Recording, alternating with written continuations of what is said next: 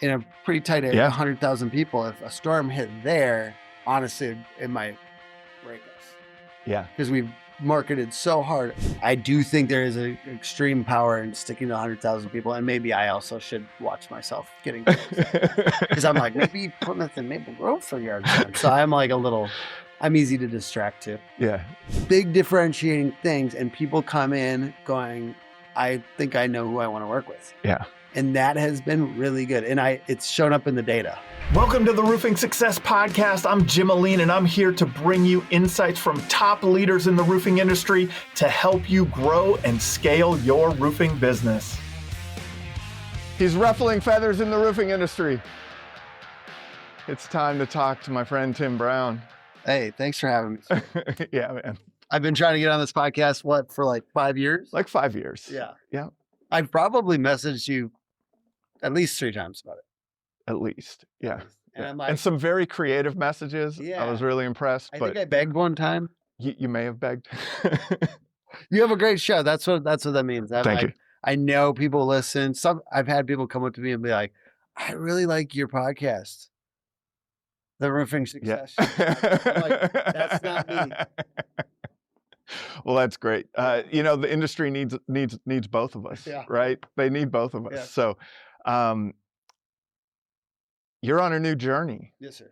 Yeah, this is fun, man. Like, Owl Roofing launched February or January? What was the official launch? January 1-ish. Yeah. January 1-ish. So, for everyone listening, you're like, man, Jim, you can't have some new guy and some newbie on the show. Like, you interview people that have been successful for a long time, but you've been successful on the marketing side. Mm-hmm.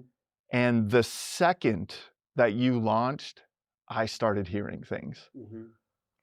What's Tim doing there? Why is Tim doing that? What's going on with this?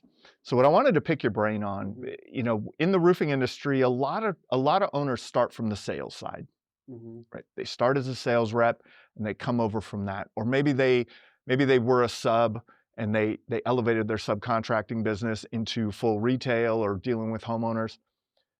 Not many. One that I know of, shout out Hunter, that came from the marketing side. And he did all right. Yeah. You know what I mean? Shout out Hunter Ballou, yeah. Shout out Hunter, And so there's not many people that come from the marketing space and come into the roofing business. And so I wanted to start with, how did this come about? Like, why did you decide, we have a really successful marketing agency. I'm going to start a roofing business now.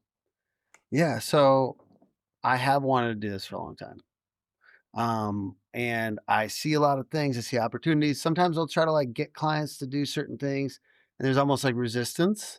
And originally I wanted a way to show almost how to do certain things well. Yeah. Or at least, and some of it I have.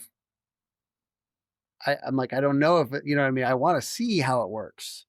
I want to see how it works from the inside. That being said, it's kind of transformed now into no, I'm going hard. That's right. And it's not an experiment. We're going to go hard, and you got to go all in, right? Yeah.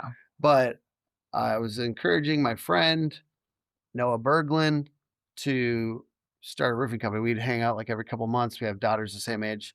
And I kind of would make a ChatGPT logo for him or something. And I'd be like, dude, what if it was this? What if it was that? And then at some point he said, I'm doing it. I was like, what? Because I didn't know he's going to do it. You tell people to start a business all the time, but he's like, it's time. I'm doing it, but I want you to come along with me. And I was like, what?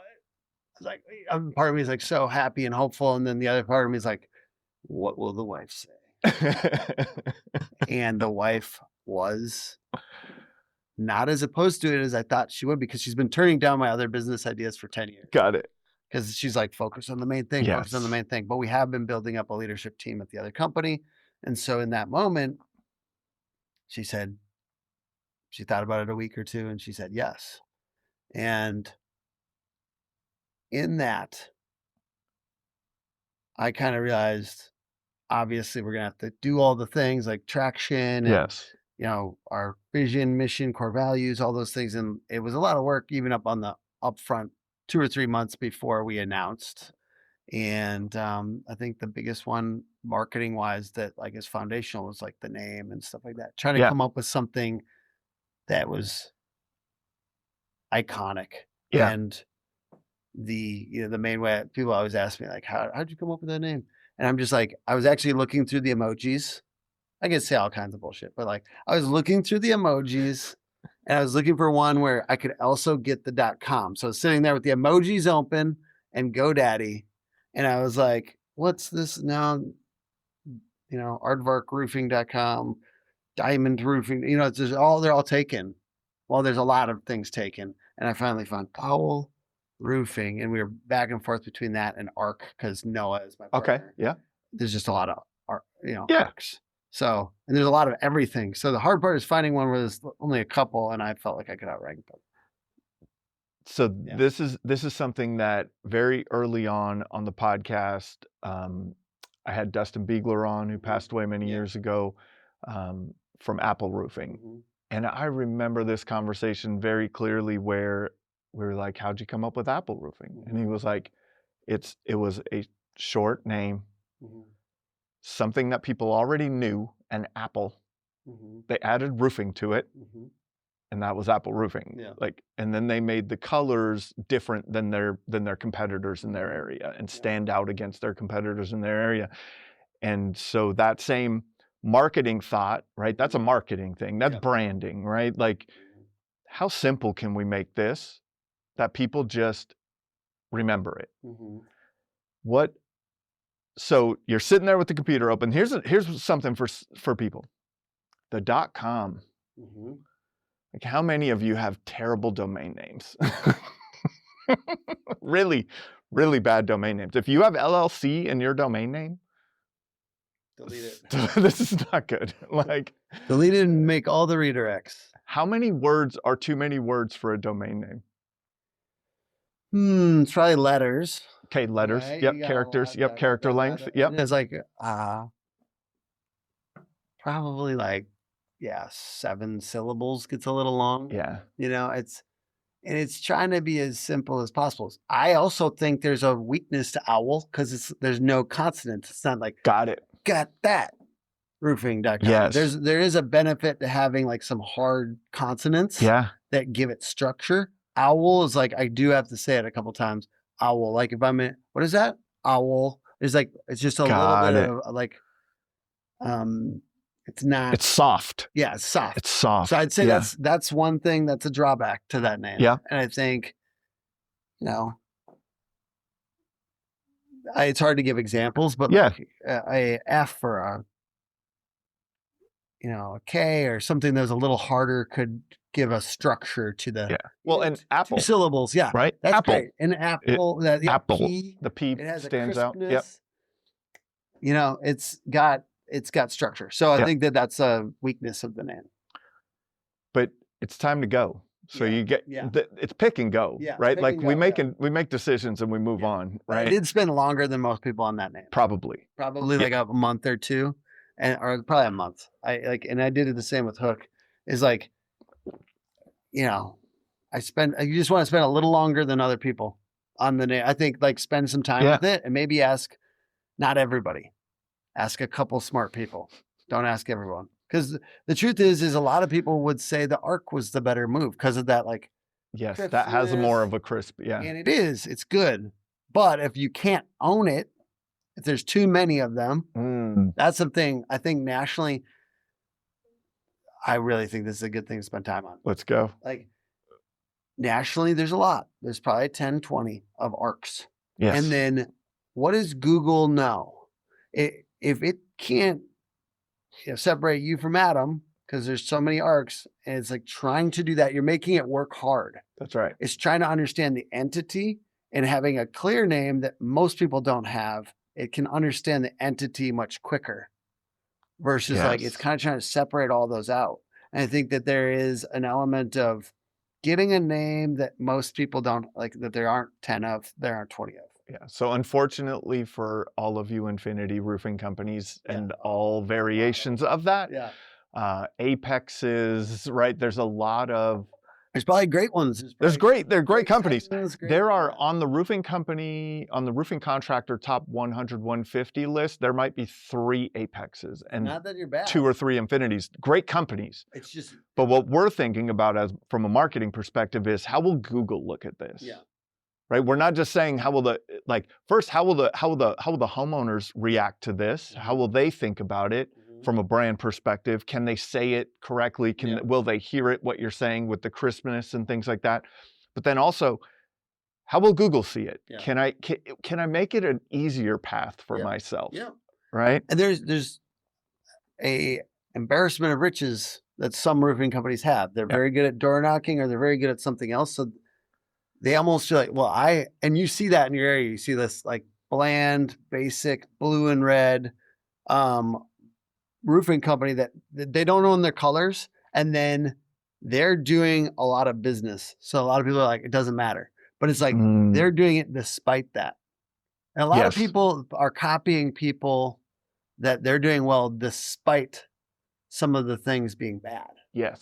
And I think that like there's an embarrassment of riches, especially with like door knocking or other things. Like DeBella is like $100 million company, and they're not like marketing hard. They just have a very good system for door knocking and training reps. Yes. So it's nothing wrong with that. It's just. But you're thinking of it from a more retail perspective then, is what I'm hearing. Yeah. So we're in the Twin Cities. It's a storm restoration market. Yes, sir. But what I'm hearing is you're thinking retail first. You're thinking of building a brand to storm catch versus storm chase. Yes.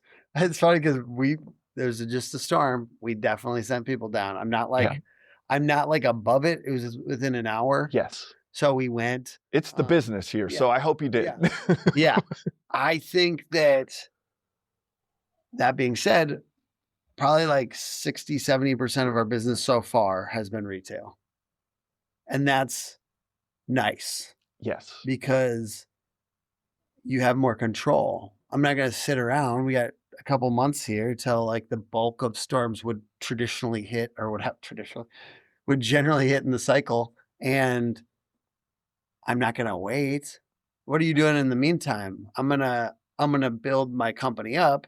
And then if the storm hits an area that I'm locally known, the best known roofer, then I'm going to win more quickly. That's right. We're probably right now in a spot where if a storm hit even already, like in the Northeast Twin Cities, in a pretty tight area, 100,000 people, if a storm hit there, honestly, it might break us. Yeah. Because we've marketed so hard. I don't think it's going to happen. I'm like, I don't care if it happens because we're getting 20 to 30 leads and we're 3 months in. Yeah. You know what I mean? 20 to 30 leads a week. And I'm not trying to flex that. I'm just saying like, these are the things that are going well so that people can listen to some other things I'm saying. Yes. Yeah. Okay. So you spent some time on the brand. Yes. Right? Thinking about what is this going to look like in Google's eyes? What's it going to look like in the homeowner's eyes? Then did you go on to like your taglines and your swag and your, like, what was the order of that? Yes. Then we were thinking about brandable chunks. And I got this from Ryan Shute, Wizard of Ads, who talks about, he's on the radio side and on the big media side. And he's talking about, he's not saying get one tagline. He's saying like, get 5 things that you can use as kind of a palette. So we have like, we give a hoot, we have who, owl roofing, and we have protect your nest, which are our top 3 kind of brandable chunks. And having a real symbol as a name makes those easier. They're puns. Yes. Right. But I think that you have more richness when you don't just go for one thing, you go for brandable chunks. And I learned that from him, and I think it's smart. It's kind of like, you keep on using them, but somebody will resonate with this one. Somebody will resonate with that one. That being said, I went to swag. That was probably just because that's what I know and I have fun with that. But I think one of the other good moves that we made early is I had those 3, we give a hoot, protect your nest, and who, owl roofing. And I got 100 yard signs of each. A/B testing, right? Yeah. I put them out all in a big wave over the course of a couple months, right in the and it was like freezing cold out. Yeah, It was like still cold in it was Minnesota. Yeah. negative 20 degrees. I was out there, trying to, Yeah. and people don't take them down as quick either because they're like cold. So then we started hearing back. Like somebody would be like, "Oh, I saw that sign." The one they saw was not my first choice. It was Who Owl Roofing. They said, "What is that sign? That's weird." And so they remembered it. So it's like the novelty and the strangeness of that one. So then that one won out of the A/B test. Yeah. Of like memorability. And so then we're scaling that up with other stuff. And it's like, I wouldn't have been the one I thought. Yes. And that's the cool part about like that's marketing, man. Yeah. Like it's all about split testing. And so how many of you out there just went and bought yard signs? Go buy. And you stuck them in yards. Yeah. And it works, right? You're getting phone calls from them. But do you know which yard sign works better than another yard sign? Have you tested multiple designs of yard signs? Right? This is a great path, I think, for people. And this is why I wanted to talk through this with you, because I think it's really helpful for a roofing company owner to understand the mind of a marketer going through the build of this, right? Like, not just, oh my goodness, I'm going to buy 100 yard signs and we'll see what happens. No, I'm going to buy 3 styles, 3 taglines, and I'm going to put them out and I'm going to listen to which one, and you won't be right. You won't be right. Yeah. Like a lot of times, you won't be right. Yeah. That was cute. I had a cute owl on it. Yeah. But it's like, what I learned was people are driving. You do not read a lot. That's right. So if you can make it super short and huge and get them to read something, anything, and remember it, that was what I liked about. That's what I think that's good. The Who. Yeah. It's one word, really, in the brand name. Too. Yeah. Like it kind of like plants curiosity. Yeah. Anyways, I can rehash why it went that way, but I wouldn't have thought that. I thought it was going to be we get the hoot and the cute owl, but literally, basically, people are driving and they don't read much. So the shortest thing won, I think. Yeah. And then did you take that and revamp things on the website and other marketing materials? So what I've done now is we just did a radio commercial and it's like all about the Who. It's like, yeah, there's a high customer service company in the Twin Cities that does roofing. And it's like, who? And that keeps on doing that over and over again in the radio commercial. And then we did it on a billboard, which I'm not recommending to early companies. Obviously, it's my second business. That's right. It's just fun. And then I do think it might be legitimizing a little bit, but I'm not telling you to do that. Yeah. We'll see. That one's still out. Yeah. But it's fun. We haven't tested the attribution on that one yet. Yeah. We'll wait a second. Give Tim a couple months. But so radio ad, once again, can't endorse hitting radio ads, but I am doing some on KQ. Radio ad, billboard, and then the other one was Facebook ad. So there's me up on a roof in an owl costume using the Who thing over and over again. And I'm kind of trying to do a little bit of irritation advertising. Okay. You know I'm good at that. Yes. We all know you're good at that. But I'm hitting the Who, like who? And like it's like kind of annoying, but you're gonna like remember it. So I do think there's a little bit of benefit to be like, especially radio, from what I learned from Ryan Shute, is like there is a little bit of like if you can be a little annoying. Yeah, it cuts through. Yeah. Because most of it's background noise. And then all of a sudden it's like, what is that Who? And then the jingle has Who in it too. Yeah. That's interesting, man. Like it's fun stuff. Like this is the fun stuff. Yeah. And this is, getting to play with it on your own, where you get to see what happens through closing. Yes. Like it's a different experience now than being the marketing agency for a company and saying, hey, what happened with those Google Ads leads? Yeah. And hoping that they attributed them properly and giving you feedback. It's much harder. We went through the same thing, right? It's like, and what kind of adjustments can you make? And what kind of things can you play with? What are you looking at from a budgetary perspective? I know, you have another successful business, so you have some means, you have the ability to invest. And what I always say is if you have faith in the outcome you'll execute. Mhm. And knowing that I'm sure that you have faith that if you execute these things, Mhm. the phone will ring, right? And so you're willing to write a check for a billboard, buy a few 100-yard signs, do these things that some people might be like, man, I don't know if I want to, like, what if all 3 of those taglines don't get any traction, right? Like there's a lot of, to me, that's lack of faith in the outcome. So as you're looking at your marketing budget, better brandable chunks, you're going to have more faith. better brandable chunks. Like, That's awesome. I do think, Yeah. sorry. No, that's yeah. And so, but putting that thought process in up front, right? Someone that doesn't know how to develop brandable chunks, right? And then go out and execute and attribute it. They're like, man, they're just kind of, a lot of people are flying blind from a marketing perspective. They have no clue how to or what to think about when they're doing that. But now when you're thinking about that from a budgetary perspective, what is, we heard this a lot in the agency. I'm sure you guys heard it all the time. How fast am I going to get a return on investment?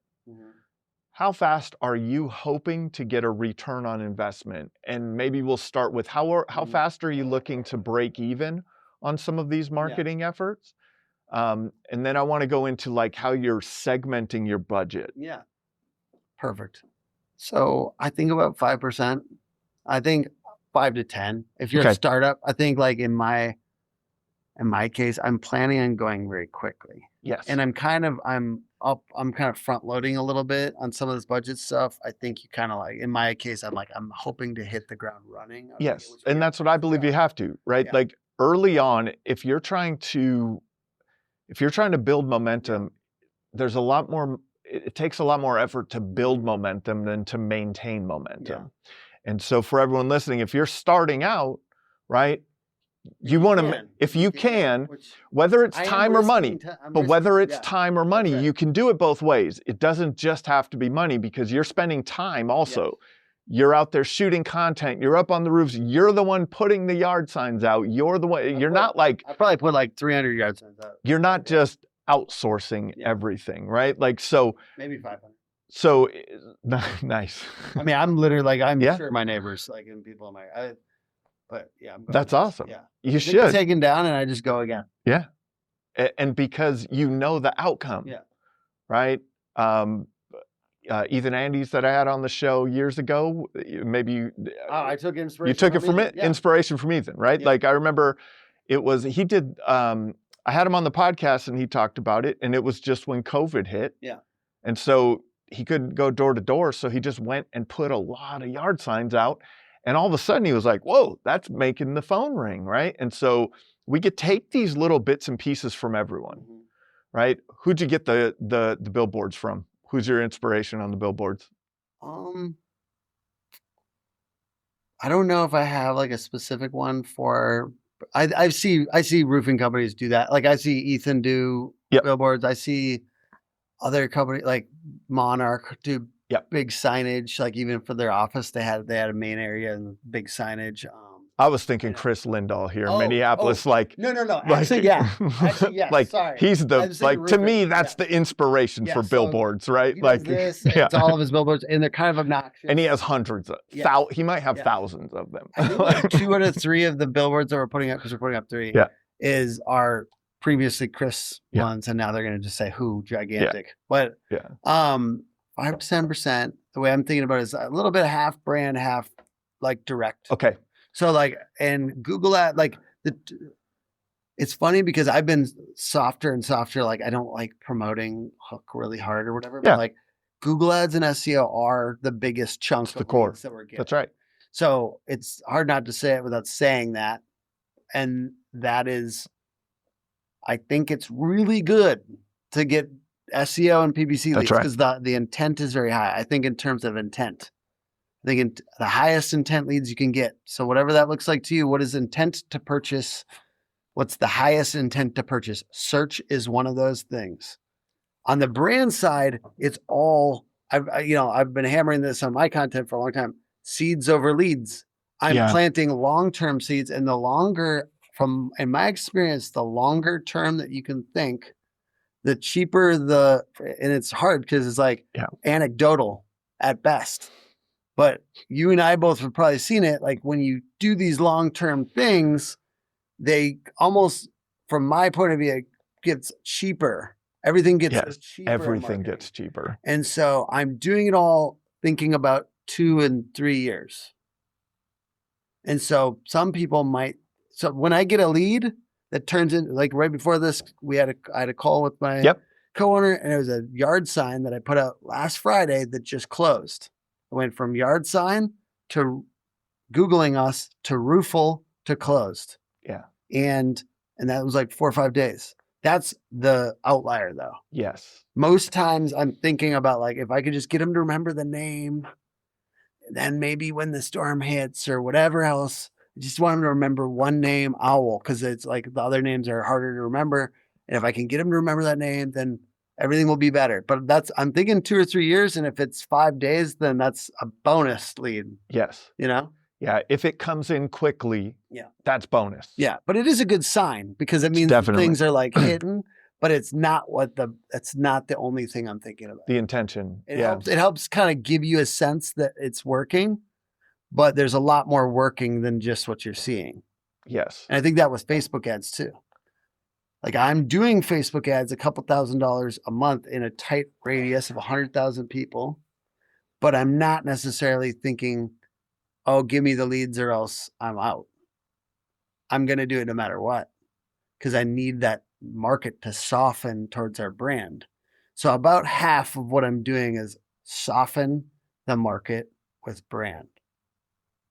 And then half of what I'm doing is direct leads now, please. Yes. We need to pay the bills. We need to pay for the billboard. So if you were like 5 to 10% is too wide of a range for me. Yeah. Oh, okay. If I had to really guess, we'll probably do about 6 or 7 because I can't help myself. Yeah. So you'll be in that 6, 7 range. And so say 3.5%. Yeah. 3.5. And are you thinking of your goal, or are you thinking of, how are you thinking of that? What is that, say 7% of? Is it your goal, or is it what you guys are closing on a monthly basis? That's a super like, how are you looking at? What is it 7% of? That's right. Or like, that's such a crazy question because we have no idea. It's first year, no idea. No idea. So I'm saying 5 million. That's the goal. That's the goal. And it would be goal is 5 million. Like, I'm kind of trying to hit like 5% of 5 million. Yep. And I know that most people should not do that. Why? I don't think, because I also like have an initial investment. Yeah. Like that's like $161,000 that Tim has put in of his own money into this company.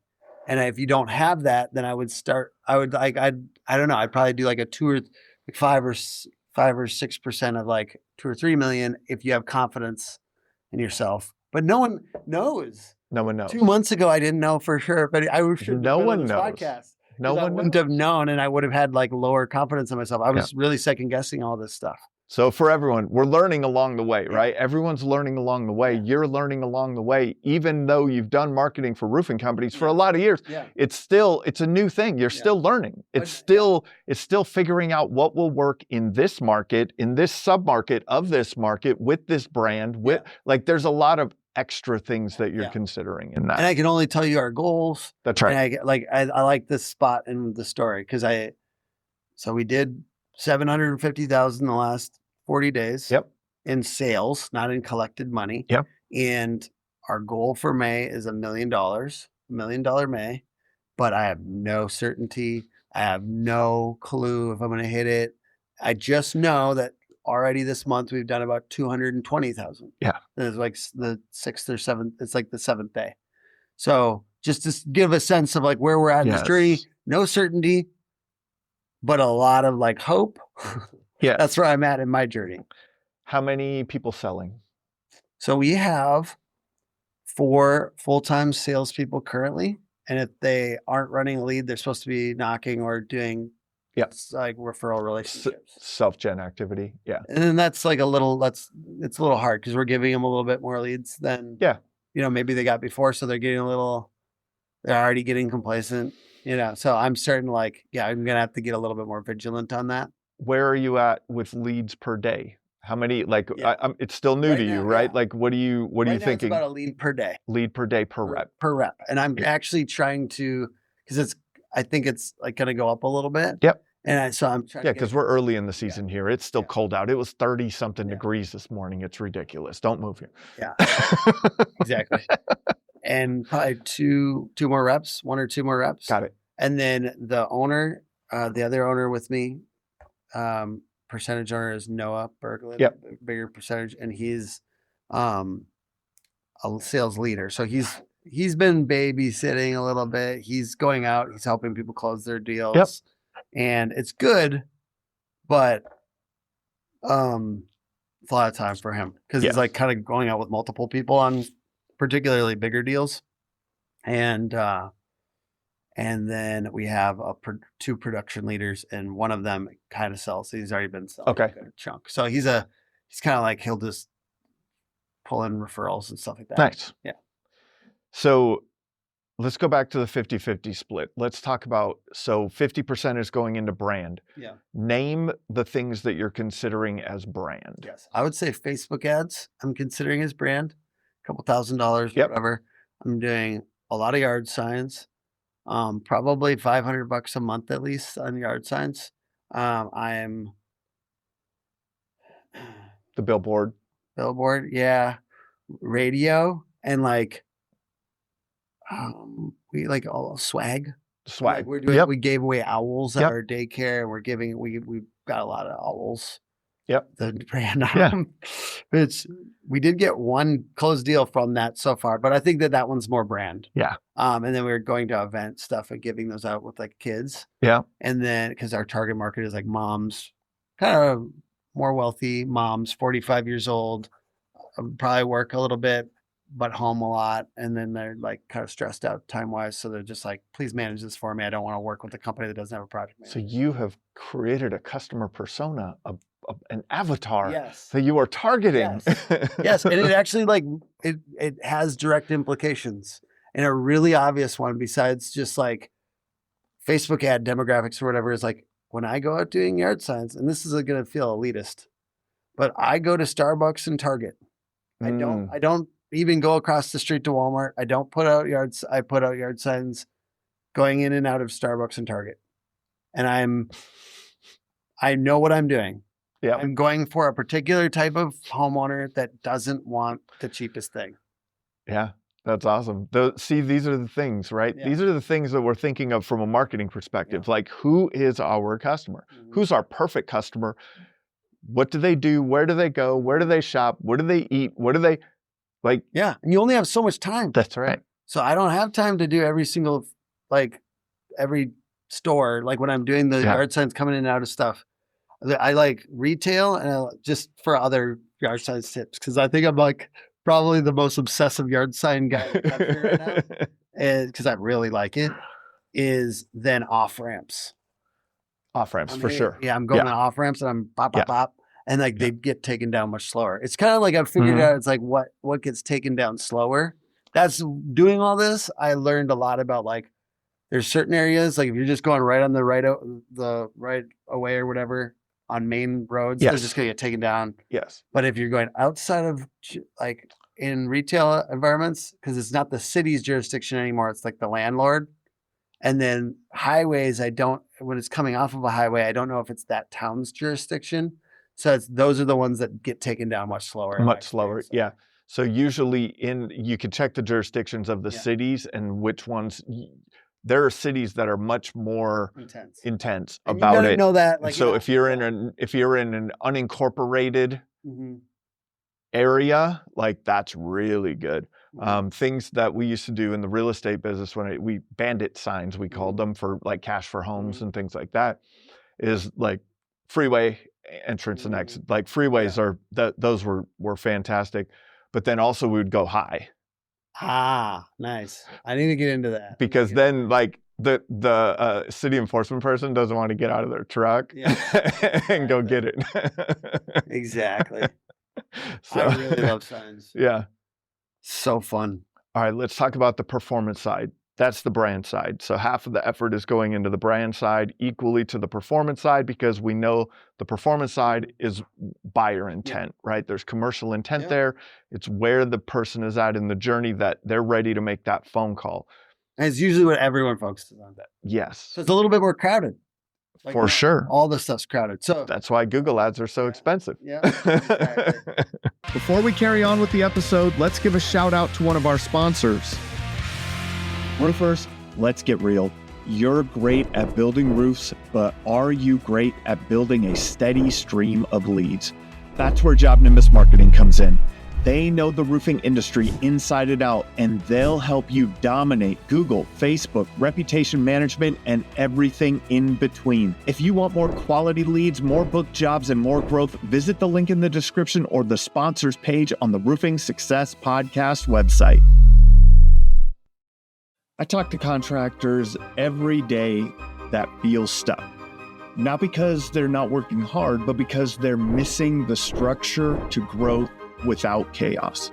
Or their culture's falling apart because their team's unclear, unaligned, or just burned out.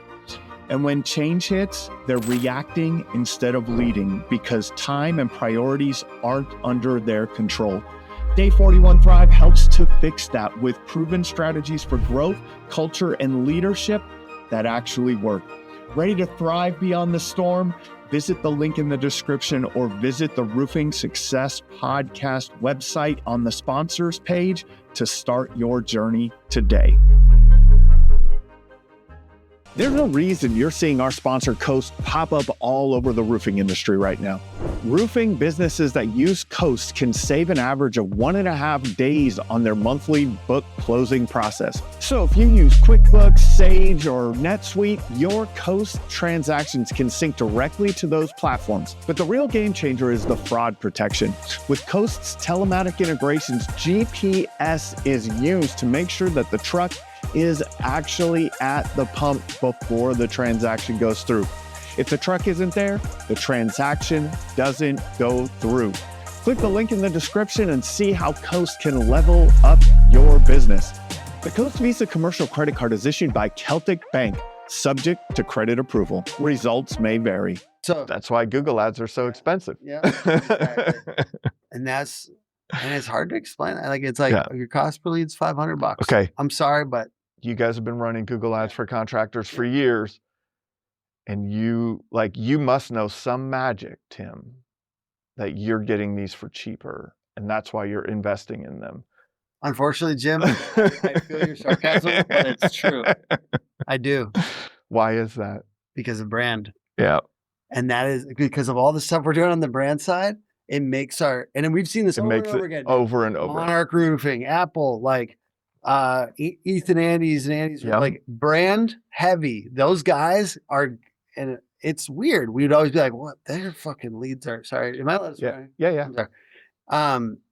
They're $70 only. What is going on? It's all brand, and I will say, after seeing, and there's a lot of our clients that are getting pretty low cost per lead. Yeah, for sure. But some of them, the clients that have that spend more time on brand cheaper will almost always result in a lower cost per lead from a Google ad. Yeah. And it's not just the branded ads. Yes. That we separate those out and our costs are still lower for brand heavy roofers. And why? Because when they're looking down the little list, they see a name they've recognized and then they click through at a higher rate. That's right. Or one that sounds good or whatever. Yeah. But I think it's not just that. I think in that case, they've seen it before, so they're ready to click. And I think that ours have also come in hotter. And the leads, literally Hook team is what is going on with you guys? And I'm like, I had to think about it because I'm like, name, okay. But it's they'll come in I need a full roof replacement now. I'm like, I think it's spam because it looks like they're coming in so hot. I'm like, this is fake. This is some guy in a different country fucking with us. And it's not. It'll be the hottest lead you've ever seen. And it's because I think all the we have this our website has got the families on it and there's babies and there's we were explaining everything, and we've got Yes. 3 big differentiating features with the like Speak about those. the owl aftercare kit, the protect your nest system, and the 3-step cleanup that we do every job, and like those things. Some Marcus Sheridan influence on the naming of the programs. Oh, yeah. It's the warm and coziness, because everything we've done is supposed to be cozy. And then it's the big differentiating things, and people come in going, I think I know who I want to work with. Yeah. And that has been really good. And it's shown up in the data. So like, it's all this soft, fluffy stuff that ends up like showing up in the data, like for real. And I am still trying to figure out why they're coming in so hot. I'm like, what else is going on? Are you targeting that northeastern area? Like, so you're very targeted in your geographic targeting of your Google ads we have a couple so that you're overlapping that brand, because no one's going to see you in Eden Prairie, right? Like in the, for people that don't live here in the southwestern suburbs. Yes. You're in the northeastern suburbs. We have a couple like littler campaigns, like in like Woodbury, where there's storms. We have a couple, like I think Minnetonka had a storm. Like, we'll do the offshoot things, but most of our stuff, most of your budget, where's your budget is going is going to the 100,000 people that we've decided is our target market. 100,000 people. You don't have to. You don't have to go for. You don't have to be the everything to everyone to the whole. You know, we have about 3.8 million people here in the Twin Cities. And I've told this story a few times. I was talking to someone about this morning. Adam Bensman used to come to town and train a company up in maybe Champlin or in that area. Did $40 million a year. Never heard of him. I ran into Tony Flatham over at Win the Storm one time. Met him at Win the Storm. Those guys do 60, 80 million. I don't see Build Strong on my side of town. I live in the western suburbs.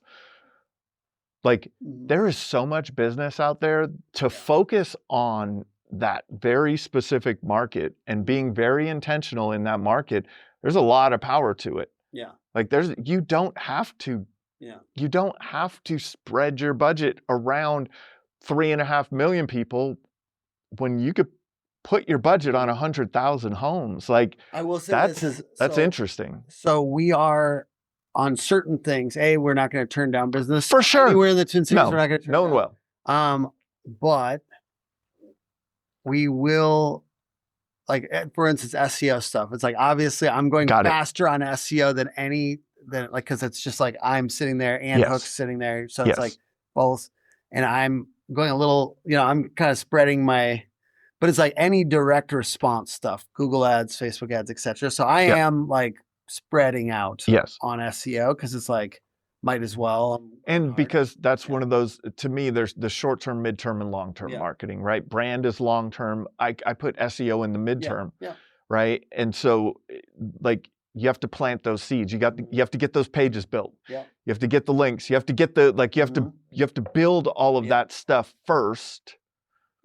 Then you start to realize the results from it. So it's putting in some of that effort now that'll pay off later for Minnetonka and for Eden Prairie and for Bloomington or wherever you're, Yeah, this will probably get a little bit like boring for a second for just super hardcore SEO stuff, but it's like the 5 main cities. Once I'm like 1, 2, and 3 on the 5 main cities with those 100,000 people, then I am going ahead. We're not targeting, but I'm like looking at Plymouth and Maple Grove because it's like, it's a premium. There's a lot of premium homes.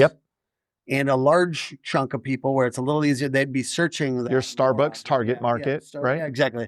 Starbucks target, and they're not that far away. So it's like 15 minutes. Yes. So like then SEO is going ahead to that midterm, and like for 2027, that's the way I'm thinking about it. It's like 2027 work. Because if we're doing well in these other ones, which we are 1, 2, and 3 for those 5 main cities, and then kind of like shifting to this next market. It's like, but it's like, because I'm hardcore, like so hardcore. I don't know if I'd recommend that to everyone. I do think there is an extreme power in sticking to 100,000 people, and maybe I also should watch myself getting because I'm like, maybe Plymouth and Maple Grove for yard signs. So I'm like a little. I'm easy to distract too. Yeah. Go a little harder than, Yeah. add a little fuel to it Yeah. and distract from the main mission Yes, sometimes. exactly. That's what I Yeah. like to do. Yeah. Would not recommend it. Yeah. Not recommend it, but it is very common. So Google Ads is performance based. You're considering SEO performance based. I like midterm performance based. Yeah. Anything else on the performance based side? Like I am doing two things, and both are, in exchange partners of mine. So I want to like acknowledge that. But there's bid mailers, which we've already gotten about $200,000 of jobs from. Nice. Bidmailers.com, and we're sending out bids with the home on the front. And a bid inside, and we just closed one for 95,000. We send a bid for 30,000. How does that work? Is because like they have other options that they can choose, and they chose a very high end shingle, and they chose some other things. So like they know it's a bid, and it just kind of gets you in the door, foot in the door. It's like it opens, it's good direct mail, right? Yes. And then second is Ride the Wave. Once again, partner thing, but we are getting 3 to 5 leads a week from that. And it's essentially, it's 100 to 200 Facebook groups in the Twin Cities, and we're posting. It's usually like heartwarming stories, just like it's really the same thing over and over again. But it's like, hey, I'm a proud but tired dad, and we're just but I'm also growing this little roofing company, and like it's a picture of like completed job and the truck and my family, and then there's like a estimate form, and people are filling out the estimate form. That's awesome. And I think it's been like 4 this week so far. I think it was like 3 that were through the estimate form and 1 that came through Roofle that I kind of tracked back. Some of the best marketing is stuff that doesn't look like marketing. Yeah.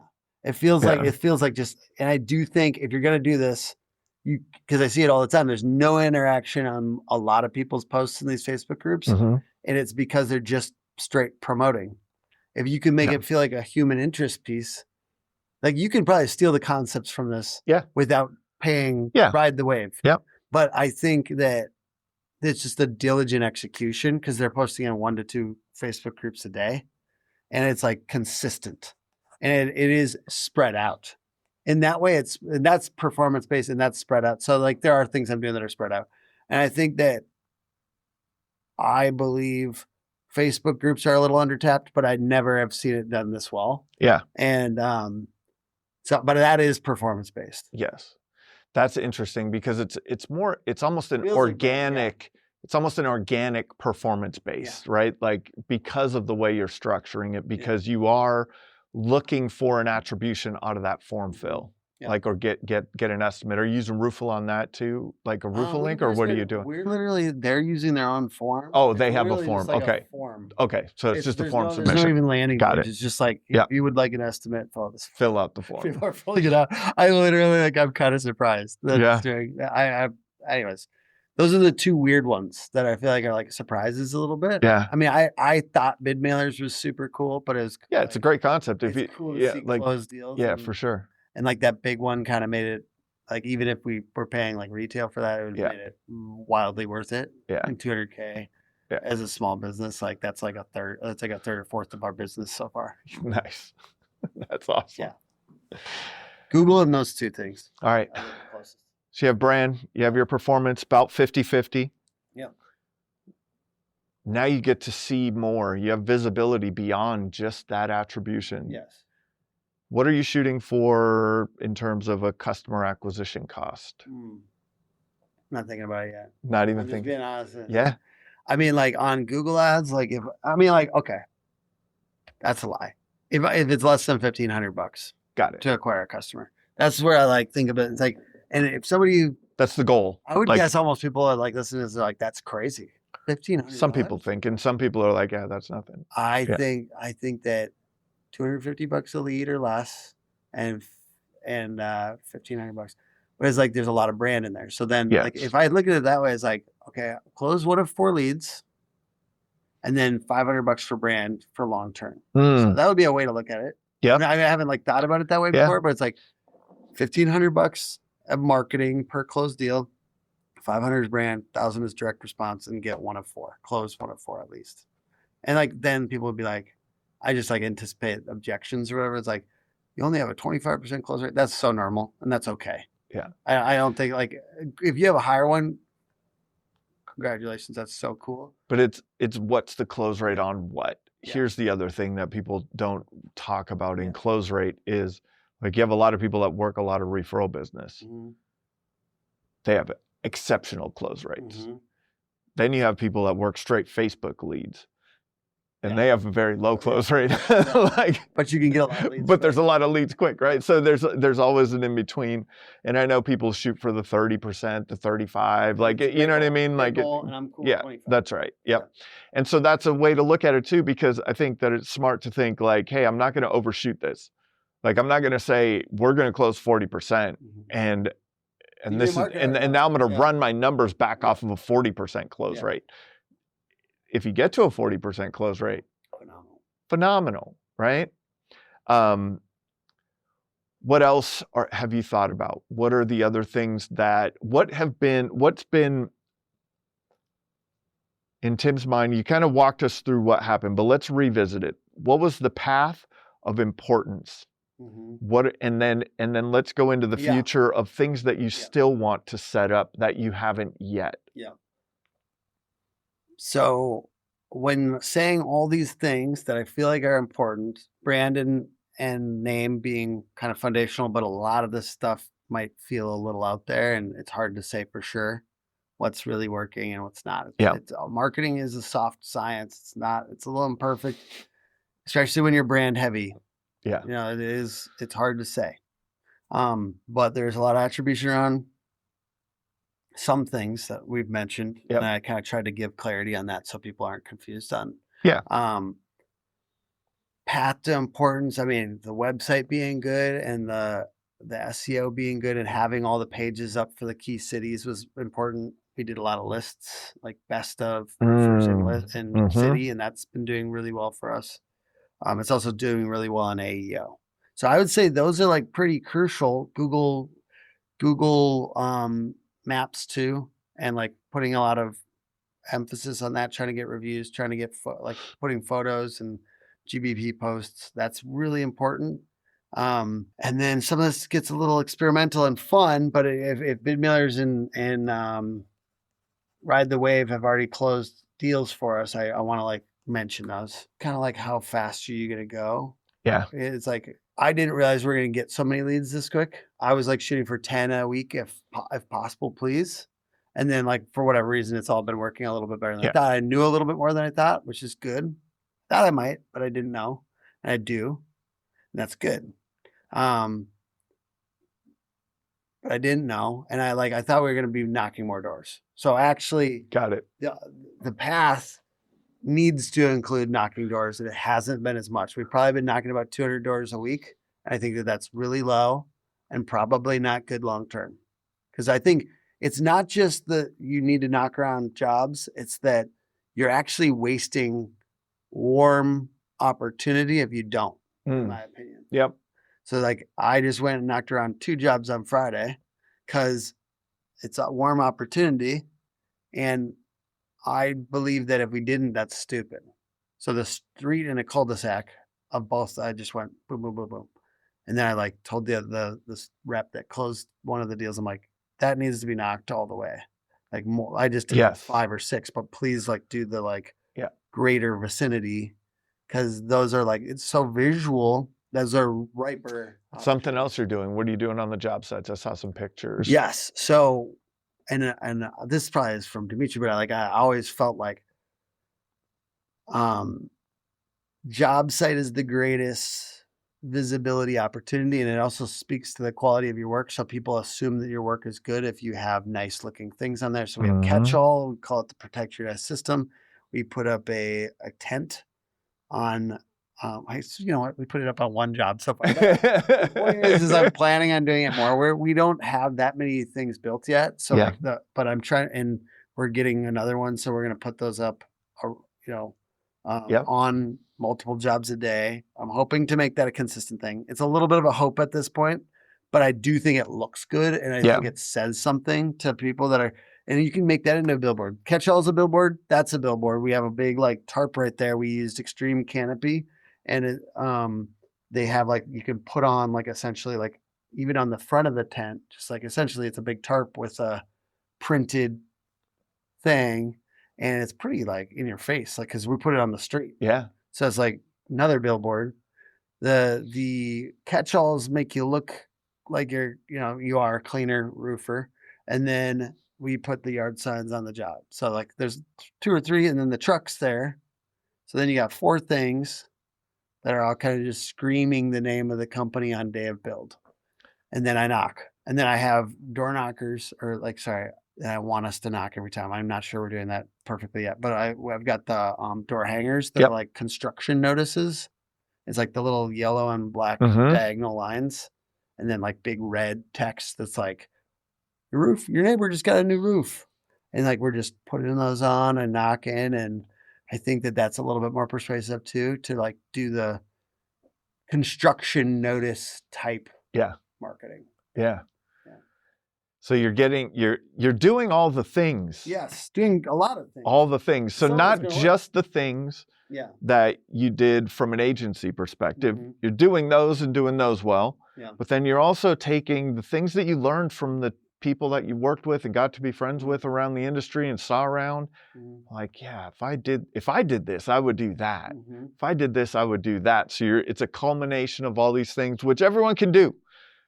You're taking your ideas from the same places, right? We're all looking and going, oh, that's a good one. Roden Roofing down in Wichita was where I first learned, like he talked about, I had him on the podcast, John, putting on a show for the neighborhood. Yeah.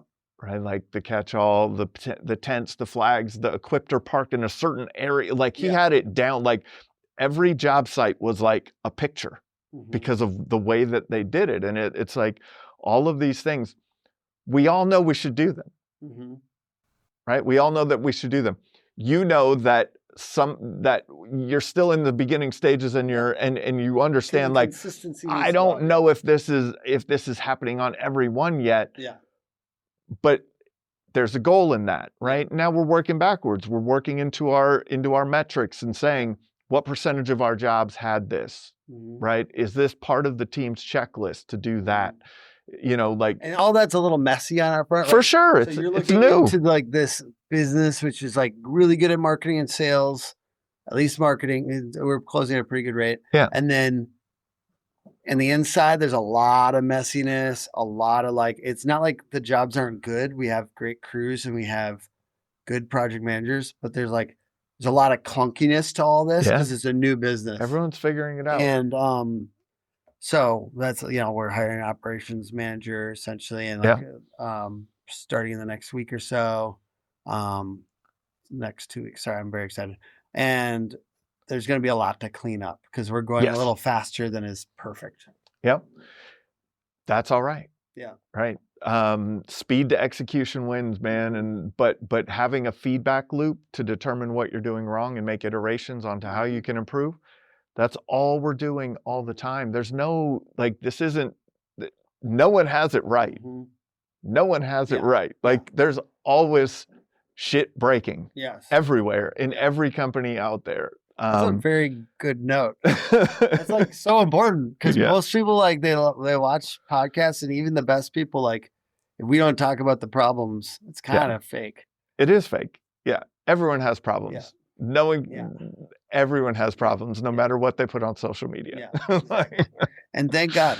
That's right. We get to like forgive each other a little bit too. And that's what we do. That's what business is solving problems. Like if there weren't any problems to solve, it'd be easy and then everyone could do it. Yeah. We got Pedro on my team who's a production, like in the field production manager. And he is like super risk averse. And he's like very like, this is really fucked up. We have a lot of stuff going on and I'm scared. And we're like, Pedro, we got this. Like, we got to make problems. We have to make problems. Like business is like, it's almost like you got to make them and then you got to solve them, but you can't try to not make them. That's right. Don't try to solve problems you don't have yet either. Yeah. Because you will solve a problem that's not there and you won't have the things in place to actually solve it in most cases. Yeah. In most cases, SOPs are made to get broken. Yeah. Like they're living documents. This isn't like that. It's not like, hey, just you write one SOP once and it's good forever. Yeah. right? Like, Yeah. that's not how this works. Everything evolves and goes on. One thing I heard you say, and one thing that happened on one of my meetings in the RSRA, someone brought up Owl Roofing, and they were like, how is Tim showing up in the LLMs already? How is Tim showing up in ChatGPT or Gemini or something like that? So SEO, AEO. Yeah. Let's give some people some tips on what they can be doing with their content on their website to get the LLMs to start to recognize them and show them.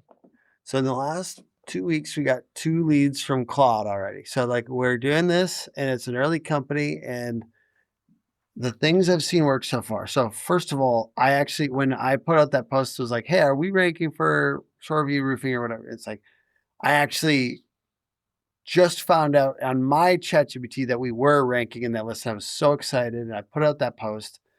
But I hadn't been doing AEO, so to speak, to get that. I'd been doing SEO. So for everyone listening, AEO is mainly just SEO. Yeah. So, and there's other things you can add on to it. There are a few things that I'm also doing, but I think that slight variation. Yeah.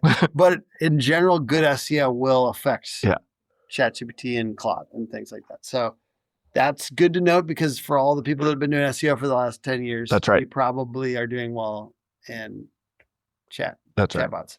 But it was doing lists, right? I'm doing the 7 best companies in city. That's been one of the main things, and it's getting referenced by. And it's like, I wish it was my landing page, on all these cities. But if that's what Google wants to show, listicles, I'm going to give it what it wants. So I was mainly trying to do that. I'm trying to give it all these listicles, and then getting links to those listicles that are like, now it's like 8th, but I get a link and it goes up to 3. You know what I mean? So that's like a reasonable expectation. How do you get a link? So a link built from another website back to your website, and it can be through a thing called guest post. It can be through another, like I actually asked on Facebook, can I write for your website? And people let me do that. And I also earned links to theirs. So people are like, are you sure you should be outbound linking from people? It's like, yes, if you're continuing to do SEO, like it's okay to link out to other people. It's good. There are services though on the internet that you can buy guest posts. Yes. And there's things like roofershelper.com where you can get a link from, you can put yourself under that directory and then link to a whatever page you want, And the way I'm thinking about that too with directories on the highest power ones, if you're looking at like GAF or the Roofers Helper or your local Chamber of Commerce, you get to like write your profile. And I'm trying to think of it like almost like a third-party endorsement and write it that way a little bit. Nice. Feels a little gray. Yeah. But like if the Chamber of Commerce and Roofers Helper and GAF are all endorsing this roofer and linking to them, and the LLM is processing that information, it's going to help. Yes. So it's like, almost think about some of those bigger profiles that you're doing as like, write it comprehensively. Use 1,600 words if they let you to comprehensively talk about why being a GAF certified roofer in some way is. Write your profile. Yeah, write your profile. Right on that website. On that website. As if it's a third-party endorsement. But make it classy. Don't make it heavy-handed that way. For sure. But it's like, this is like a bio that is not like just from the company. It's from GA. You know what I mean? Like, that's the way I'd do it. And I think that like, we've done that on a few, and I think that's getting referenced. I think the most common one is Reddit. And what I'd do is like, I would go to like a best roofers in Minnesota type Reddit post, and I'm going to say 3 roofers that I think are good.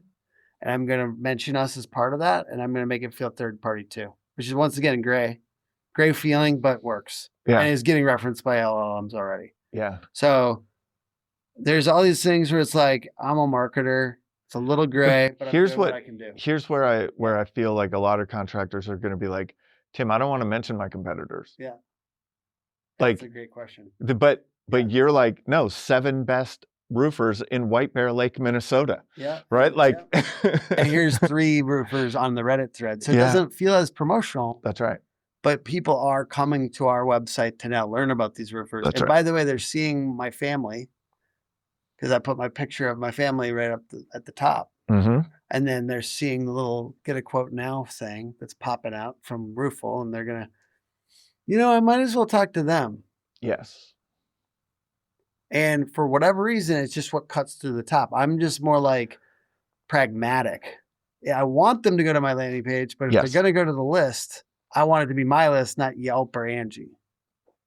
So I did in a coaching call on the RSRA, I pulled up your stuff and I started doing some searches in the LLMs, and I found out what it is. My favorite thing in the LLMs is you get to ask, why are you showing Owl Roofing? Right? Yeah. Like, that's what I said. And it was like, because we were looking in Shoreview, right? So it was like best roofing company, Shoreview. And so, of course, you're local there. You're like, that's a big, proximity is a big thing in SEO.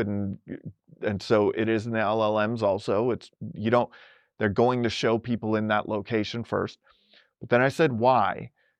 Tell me the things on your website again, the chunks that you talked about on your website that were framed. How did you put that? Was it not on your homepage, like the things that differentiating features. And those being consistent. Yes. And those differentiating features, one of them is your inspection process. Or is that something 3-step cleanup? Or we have 3-step cleanup. Yeah. That might have been it. It might have been the 3-step cleanup. And we try to be consistent across other social profiles about those differentiating features. Yes. And I think that is a big thing. Yeah. Like when you have that across all your profiles, that was what it said. It was like, and this company offers like this type of inspection or this type of cleanup or this type of, and what I think about is like, everyone is just like Google's main goal is to provide the searcher with the best user experience so that they come back to Google and use it again. The LLMs are just doing the same thing, right? They're just trying to give us a good user experience. And so when they're thinking about, when it's considering what company to show, and you're writing content that says, we do all of these things in addition to just putting on your roof. Yeah. And the way you're framing it, it was something that I saw that I was like, oh, that's cool. Like, it was the way you wrote it. It picked it up in the LLM and said, someone looking for a roofer would like this process.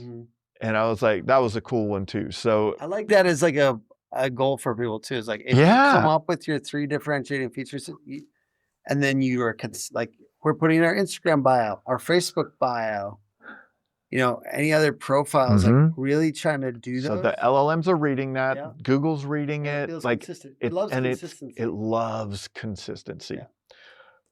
This has been fun. Yeah. What advice do you have for roofing contractors out there that need to start thinking about their marketing a little bit better? Like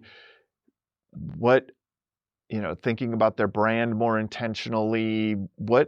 We talked about a lot of things. What are some things, like, what's that, like that aha moment that you had or that you can pass on to them that's like, this is it, man. Just focus this way, focus that way. What do people feel when they look at your company logo? What do they feel when they look at your website?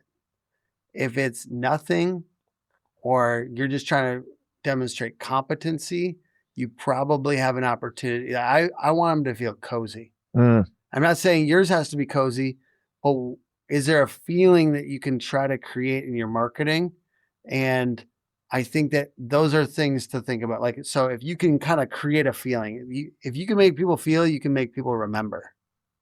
And so I want people to feel cozy and comfortable and like it's going to be an easy process. And so I think just like maybe you could think about what feeling you want to create, and are you doing that consistently across your marketing as well, in addition to the differentiated features. I think that that's a really good note for not only just persuasion, but for LLMs now to pick up something that is consistent. And that feeling being consistent, I think, is also really positive. Don't copy everything that Tim's doing. Don't go get fucking stuffed animals right now. I'm saying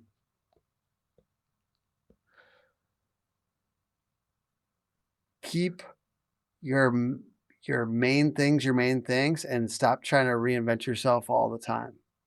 And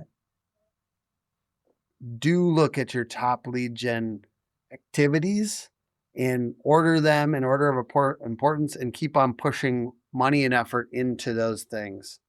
We're not all going to go start our company over and change our name and our logo and all that stuff.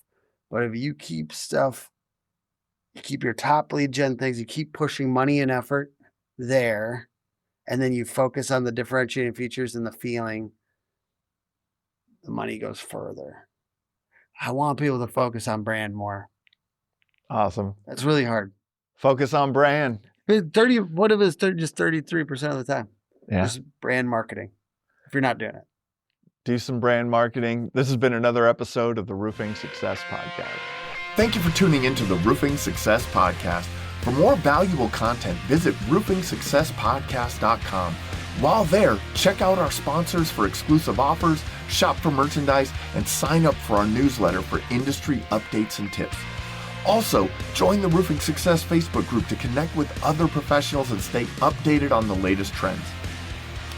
If you enjoyed this episode, please subscribe, like, share, and leave a comment. Your support helps us continue to bring you top industry insights. The website link is in the description. Thanks for listening.